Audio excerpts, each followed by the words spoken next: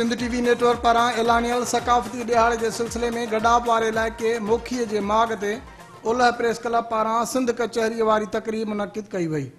तक़रीब में सिंध जे नाले वारनि फ़नकारनि हनीफ़ लाशारी, लुत्फ़ गुल मीराणी ऐं ॿियनि फ़न जो मुज़ाहिरो करे पिंडाल में वेठलनि खे झूमाए छॾियो।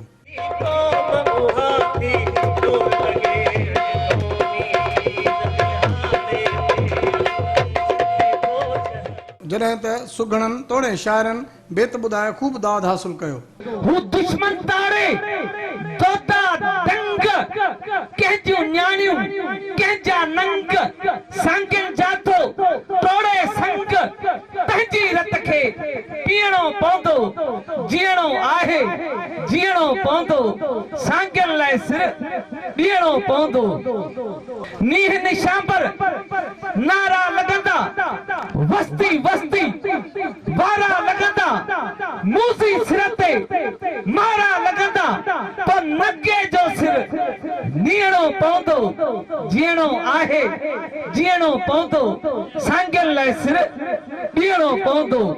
जी जलसाई ढोली थींदी अल्लाहू जी रोली थींदी क़ौमी सिंधी ॿोली थींदी पोइ भाड़ीअ खे हितां भॼणो पवंदो जीअणो आहे जीअणो पवंदो सांगन लाइ सिर ॾियणो पवंदो। सिंधी माण्हुनि खे ओॾे वञण नथो ॾिनो वञे त पोइ इहा जेका तरक़ी असांखे ॿुधाई थी वञे त सिंधी माण्हुनि जी तरक़ी थींदी, समुंड जे किनारे वारनि जी तरक़ी थींदी, इहा कंहिंजी तरक़ी कान थींदी। उन मौक़े ते सिंध टीवी न्यूज़ सां ॻाल्हाईंदे अॻवाननि चयो त आऊं सलाम पेश कयां थो समूरी सिंधी मीडिया ख़ासि सिंध टीवी खे, छाकाणि त हिननि सिंध जी शनाख्त खे हिकिड़ो नओं दौरु ॾिनो आहे।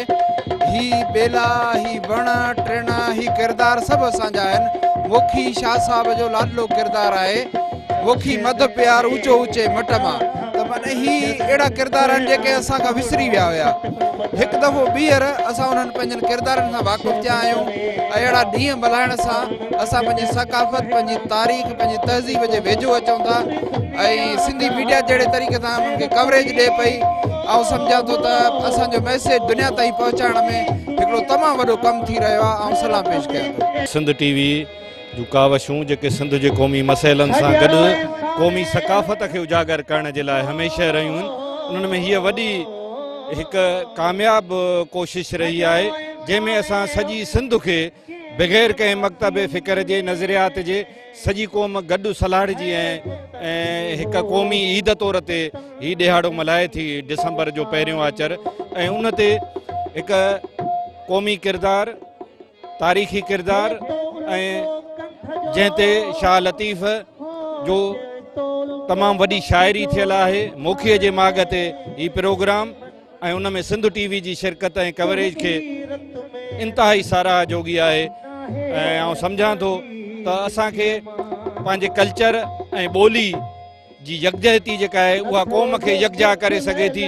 जेका सभिनि जे लाइ सॼी क़ौम जे लाइ पंहिंजे वतन जे लाइ गॾियल जदोजहद में पंहिंजी कामयाबी माणे सघे थी। बेटन जी जेका NOC आहे वो असल में ख़ुदि पीपल्स पार्टी पाण ॾिनी आहे। सो ॾिसो हींअर जेका आहे सिंध जे अंदरि हुकूमत पीपल्स पार्टी जी आहे, सिंध गवर्नमेंट उन्हनि वटि आहे। सो असां छा था करे सघूं जॾहिं उहे पाण NOC ॾियनि था बेटनि जे लाइ त पोइ उते त ज़ाहिर बेटनि खे त ठहिणो आहे, ठीकु आहे, पोइ अॼु बि ठहिणो आहे फ्यूचर में बि ठहिणो आहे, लेकिन बेट ठहंदा। ऐं पर असां इहो चाहियो पिए त उन्हनि बेटनि खे सिंध ठाहे, सिंध गवर्नमेंट ठाहे, ठीकु आहे, लेकिन सिंध गवर्नमेंट 12 साल खां कंटिन्यू रहियो आहे। पर अफ़सोस सां चवणो थो पए त सिंध गवर्नमेंट उन्हनि बेटनि खे न ठाहे सघियो आहे। सकाफ़ती ॾिहाड़ो सॼी सिंध खे मुतहरिक करे थो क़ौमी तशख़ुस जे हवाले सां।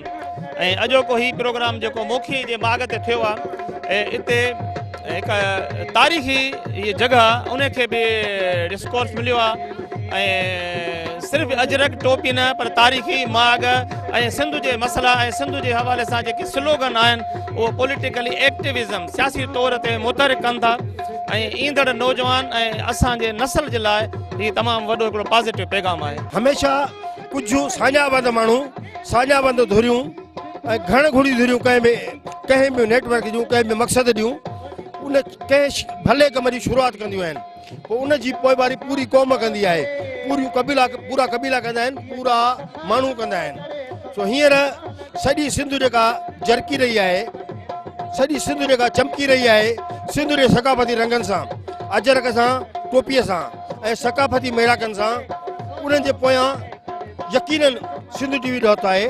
सिंध टीवीअ सिंध जे माण्हुनि खे हर अमल में, हर जॻह ते, हर सुठे अमल में गॾु रखियो आहे। सिंधी मीडिया तरफ़ां तमामु बहितरीनु क़दम आहे इहो, जंहिंखे असां तमामु सिंध लाइ ख़ुशि आहिनि सम्झूं था। ऐं असां सिंधियुनि खे सुभाणे हिक हंध ते लखनि जी तादाद में गॾु करे ऐं गॾु थी करे असां उन साम्राज्य खे ॿुधायूं त हीअ सिंध सिंधियुनि जी आहे। सिंध जा ॿेट, रोड, रस्ता सभु सिंधियुनि जी मिल्कियत अथसि। ऐं आउं जसद हुजां सिंध टीवी जी सथ खे ऐं सिंधी मीडिया खे जिन जो बहितरीनु क़दम खयो आहे। सभ खां पहिरीं त ही असांजो क़ौमी काज आहे, हिन ते मां मुबारकबाद पेश कयां थी। जीअं त सिंध जे जज़ीरनि ते कब्ज़ा आहिनि, ॿेटनि ते कब्ज़ा कनि पिया, कारूं जड़ ते अॼुकल्ह कब्ज़ो हले पियो ऐं सिंध में अक्सर नियाणियूं अगवा थी वेंदियूं आहिनि। मां हिन सभिनी जे नाले से तव्हां सभिनी खे चवंदसि त हिन ते वधि में वधि आवाज़ उथारियो वञे।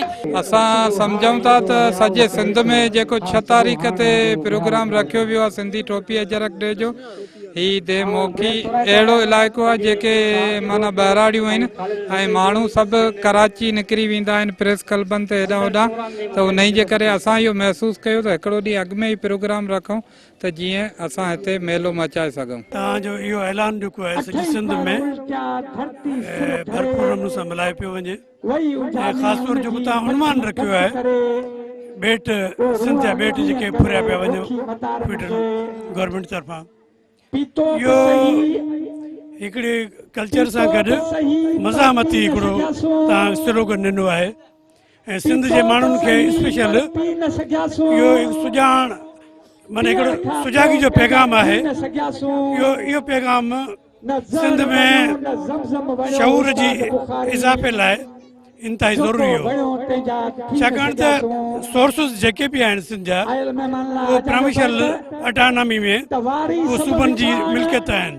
सकाफ़ती ॾींहं जे हवाले सां ॿेटनि जे लाइ जेको आवाज़ उथियो आहे सिंध टीवी तरफ़ां, इहो हिकिड़ो बरजुस्तो आवाज़ आहे ऐं उन आवाज़ खे जला बख़्शण जे लाइ सिंध जे कुंड कड़छ में माना इहे मुज़ाहिरा थियनि पिया, मुशाइरा थियनि पिया, सकाफ़ती प्रोग्राम थियनि पिया। सिंधी वारनि जा थोराइता आहियूं जिन हे माशाअल्लाह हिते कवरेज कई आहे ऐं हिते जेको आहे सो हिकु बहितरीनु प्रोग्राम सिंध जे हवाले सां थिए पियो ऐं हर साल हिते इहो प्रोग्राम मल्हायो वेंदो आहे ऐं असांखे माशाअल्लाह सिंधी माण्हुनि लाइ हिकिड़ो ईद जो ॾींहुं आहे ऐं तमामु बहितरीनु जेको आहे सो आहे।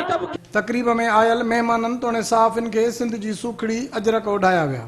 इलाइक़े वासियुनि तोड़े सहाफ़िन पारां सिंधी गीतनि ते झूमरियूं लॻाए ख़ूब ख़ुशीअ जो इज़हार कयो वियो।